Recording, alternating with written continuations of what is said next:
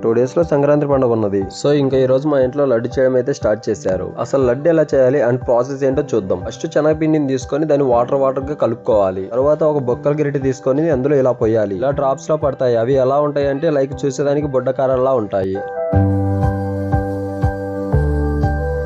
కొంచెం రెడ్ గా అవగానే జల్లె టైప్ లో ఉండే గిరిటి తీసుకొని బయటికి తీసేయాలి. ఈ గిరిటలు యూజ్ చేయడం వల్ల ఆయిల్ అనేది కొంచెం స్పీడ్ గా లీక్ అయిపోతుంది.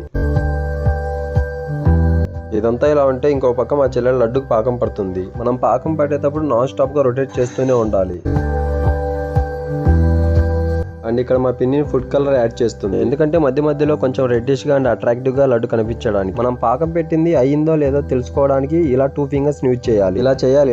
లైట్ గా స్టిక్ అవుతూ బ్రేక్ అవుతుంటే అది ప్రిపేర్ అయినట్టే. ఇంకా మనం కొంచెం టేస్ట్ కోసం అండ్ డెకరేషన్ కోసం ఇలా బాదం పప్పు, జీడిపప్పు అండ్ వెండి ద్రాక్ష యాడ్ చేసుకోవచ్చు. అవి డైరెక్ట్ గా యాడ్ చేసుకోకూడదు. పాలంలో వేయించాలి. వేయించేటప్పుడు కొంచెం గీని కూడా యాడ్ చేయాలి. ఫైనల్లీ మన హోమ్ లడ్డు ప్రాసెస్ అయితే ఇలా అయిపోయింది.